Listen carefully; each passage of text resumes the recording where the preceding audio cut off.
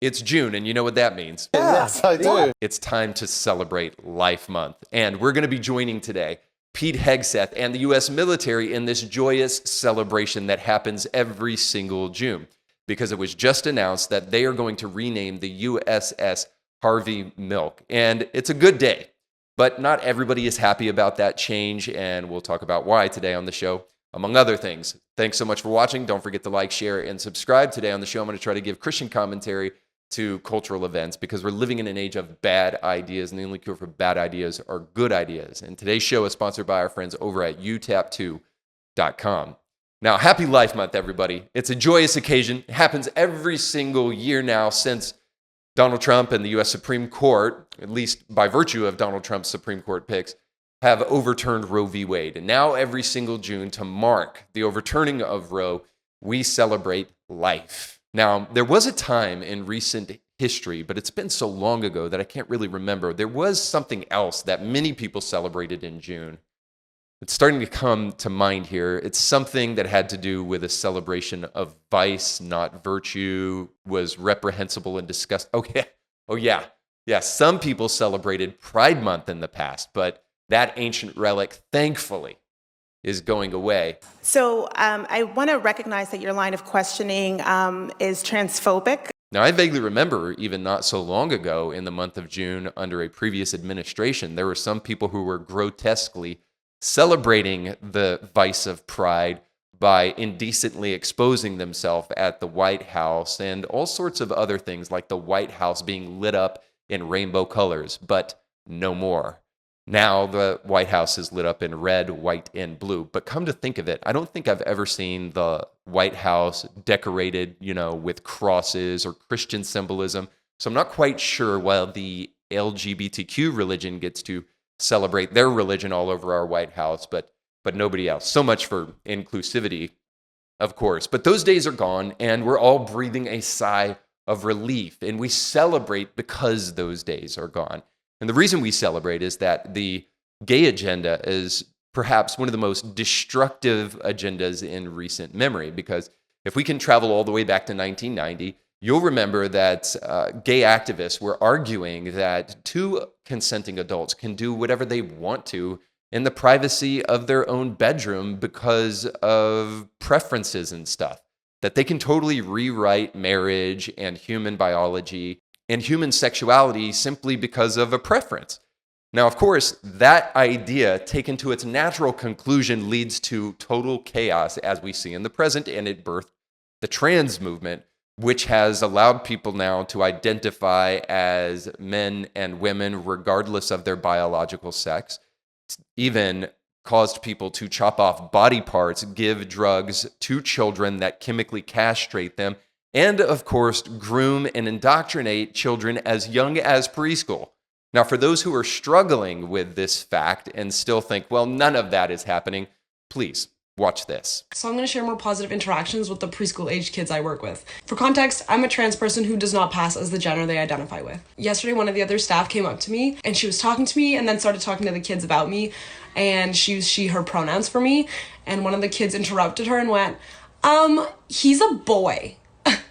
So, you know what? Pop off. My biggest allies are 3 years old. And this is why we celebrate. We are thankful that those days are over. Maybe you've sensed a bit of light in the atmosphere and that our culture is changing. Maybe the suffocating nature of Pride Month has slowly but surely slipped away from your city streets. And now you're realizing that when the lights come on, the cockroaches begin to scatter, and that is worthy of celebration. Now, you can see the L's that the LGBTQ agenda is taking in the present in this clip. LGBTQ organizations across the country are reporting substantial cuts in funding, stemming from corporations pulling their support away from sponsoring pride events. Organizers say it's a direct result from many corporations ending diversity, equity, and inclusion programs in alignment with Trump administration policies. From last year to this year, it's like a total 180. Jameer Batiste is with Stonewall Pride Wilton Manors, which will celebrate its 25th year June 14th. Batiste says the event has seen about a 20% decline in corporate support. We can't go back into the closet.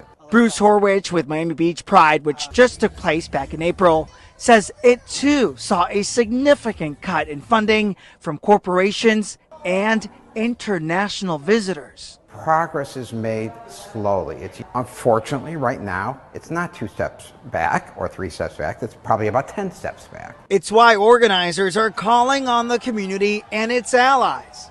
Show up. Don't be deterred. Now, while many in that clip I just showed you are not celebrating, we will.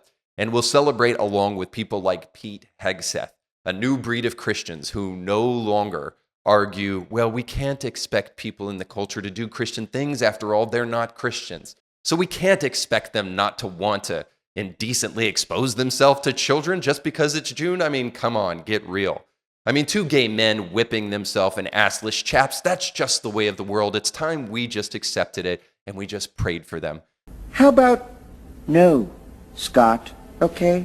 Those kind of Christians are dinosaurs, and I'm thankful those arguments are becoming less and less prominent. And now our culture is giving rise to more sturdy Christians like Pete Hegseth who are doing things like this. We'll get back to the show in just a moment, but I got to pay some bills. And I need to inform you about the friends who help us keep this show free for you, but also some great companies who can help you achieve your goals. And our sponsor today is UTAP 2. Now, UTAP is a great way to market digitally like never before. In fact, you and I both know that people who get business cards, they either throw them away, they get crumpled up, they get lost. It's so easy to do that because people don't communicate with paper cards anymore. We communicate with our phones.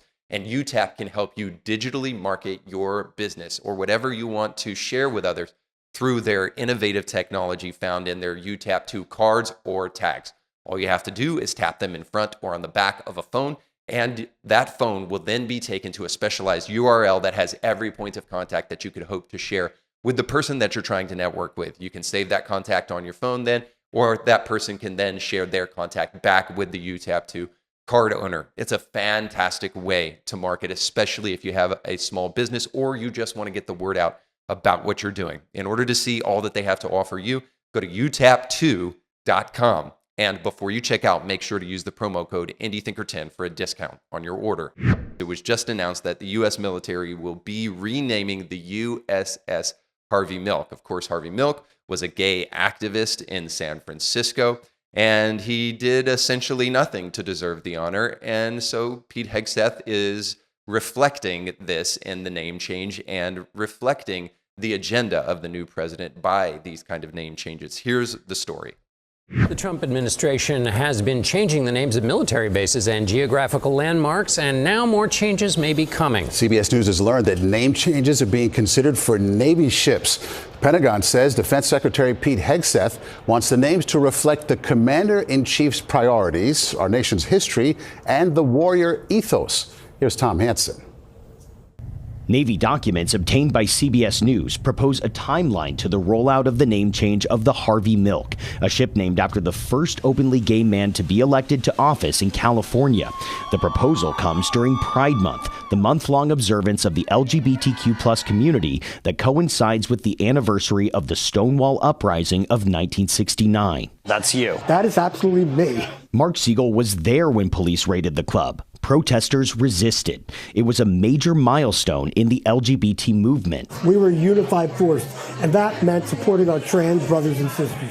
That history is preserved both here at the Inn and a few steps away at the Stonewall National Monument, commemorating the birth of what ultimately became LGBTQ+.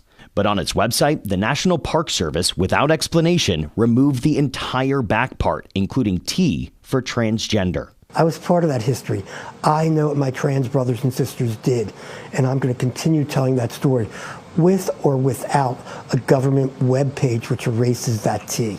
What disturbs me is that I don't know that we're done yet seeing this effort to scrub and rewrite American history. The absolute gall of these people.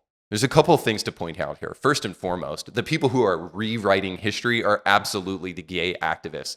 The people on the left who want to deface and topple monuments and would rather name their city squares after drug addicts rather than heroes who actually did good things with their life. These are the kind of people who are telling us that we are rewriting history. Now, again, might I remind you, these are also the people who argue that we should not put the Bible in public school. You can't teach that, but you can definitely indoctrinate small children to your gay agenda. Now, if you might argue, well, Reed, if we put the Bible in school, well, then you better teach the Quran and the Bhagavad Gita, and you will endlessly be teaching people things. Well, let me remind you that there is an endless acronym called LGBTQ+. So if you're going to teach that to kids in school, might I suggest that it's pretty simple to figure out which religion or which holy text we should be teaching in school. And guess which one it is? The one that is historically relevant to the West, which would be Christianity. So it's obviously pretty easy to figure out which religion should be taught in schools over and above other ones, simply if only for historical reasons. So the real people who hate history and rewrite history is obviously the gay activists. And this is exemplified in the fact that this ship was even named after Harvey Milk in the first place. Because what did Harvey Milk actually do for America? What kind of historical figure is he actually? Well, he only did a couple of things. First of all, he was a council member in San Francisco on like a planning committee. Who cares? Second of all, yeah, he served in the military, but he didn't do anything notable. In fact, the most notable thing that Harvey Milk did was sodomize other men and actually sodomized 16-year-olds because he was accused of the R word with a 16-year-old who later took his life. So this is the kind of man that we should celebrate. This is the kind of historical figure that we need to honor in society. Now, many on the left will say, well, this is why we toppled statues, because these guys owned slaves. Yeah, but there's one problem here. Harvey Milk was not only a pedophile, but he also absolutely did nothing good for society. You would look at Thomas Jefferson and say, yes, he owned slaves and did abominable things, but he also actually did some pretty good things, such that Western civilization would not be what it is if it weren't for Thomas Jefferson. So if you're looking for a perfect person to worship and to idolize, I would go with Jesus Christ. But since the gay activist is going to have none of that, I would suggest that we actually go with people who did things, meaningful to society. So the renaming of this ship is absolutely in order. And then also, for those who might be a little bit squeamish about this, let me just also suggest that there is a rich Christian history of idol smashing. Just go back to the Old Testament, look at people like Asa, and see the people that God really honored. They are the ones who stood up against idolatry and were willing to get rid of all the false gods of the culture. So it's actually a good thing what Pete Hegseth is doing, and it harkens back to a time when there was a more robust and sturdy faith, a more biblical faith. So if there is any idol that we should be smashing, it's an idol dedicated to a man who would abuse a 16-year-old boy. So I'm glad this is happening. And then third and most importantly, we celebrate today because the gay agenda is built upon a myth. And it's the myth of inclusivity, of course.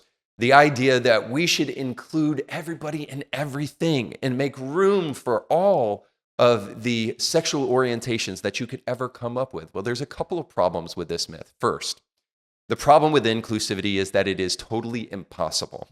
You cannot include everything. Just think if we had a U.S. Navy ship named after every single letter of the LGBTQ alphabet. Not even they can be inclusive of everything. They have to put a plus at the end of their acronym because there's so many.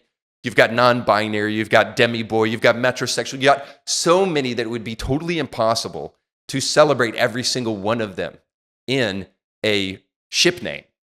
So the idea that we need to be inclusive is totally incomprehensible because it's not possible to be inclusive of everything, and even they aren't inclusive of everything, which is the next thing that we need to know. You shouldn't be inclusive of everything. Not everything should be included. Should we have ships named after serial killers just because we want to make sure that we honor those who are struggling with mental illness? Should we have ships that are named after terrorists just because we need to make sure that we represent and honor every single ideology? And the answer, of course, is no, we shouldn't. Not only because it's impossible, because it would be morally reprehensible. See, what undergirds the idea of inclusivity is nothing less than the modern philosophy of moral relativism or moral equivalency. that all ideas are essentially equal as long as people enjoy them and they're not harming anybody else. Of course, who is to say what harm actually is, especially when you're doing something that is totally contrary to nature? But inclusivity is immoral in this way, that you shouldn't include everything because not everything should be included because not everything is good. Which leads us to the obvious statement that if we are going to celebrate anything in the month of June, it should be life. Why? Because life is actually good. In fact, a famous Latin phrase, summum bonum, is the thing that can actually truly hold a society together, not inclusivity. We must have an understanding of that which is the highest ordered good in order to truly become the best society that we possibly can become.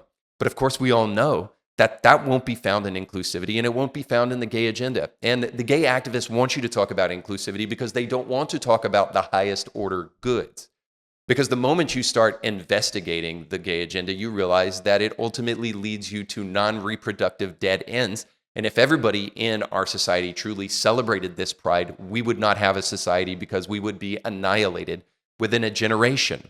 So life in and of itself is intrinsically good because it carries on our society and helps replenish our population, especially at a time where we have a catastrophic low birth rate. Now, if the gay activist hears this, they'll immediately argue, you Christians constantly want to equate marriage with reproduction, but what about heterosexual infertile couples? Are they not allowed to marry each other? Well, of course, if you're arguing that, you don't understand basic biology, you don't understand nature, and you don't understand that marriage is in principally ordered toward the rearing and the education of children. So you may not understand the word ordered. You may not understand the word principally. Maybe you don't even understand the word good or children. I don't know what you do and don't understand, but I can only tell you this. The existence of infertile couples do not deny the reality of what marriage is principally ordered toward. And it is the thing that will truly help a society not only replenish, but thrive. That's why we need to establish what truly is the highest good, because only that is the reality that we should order our society around. And that's why this June and every month after, we should celebrate life. And we may even find ourselves doing something really radical, going as far as to celebrate the source of life, the one who is the way, the truth, and the life. And that, my friend, is a celebration worth having. So, happy Life Month. Thanks so much for watching. Don't forget to like, share, and subscribe. And if this show was beneficial to you, you'll love becoming a member over at indiethinker.org/support, where for a small fee each month, you can gain access to exclusive perks that will help you take your worldview to the next level. You can get exclusive perks like ebooks, audiobooks, movies, documentaries, and so much more. Don't forget to check out the sponsors down below in the description of this podcast, but most importantly, go with God.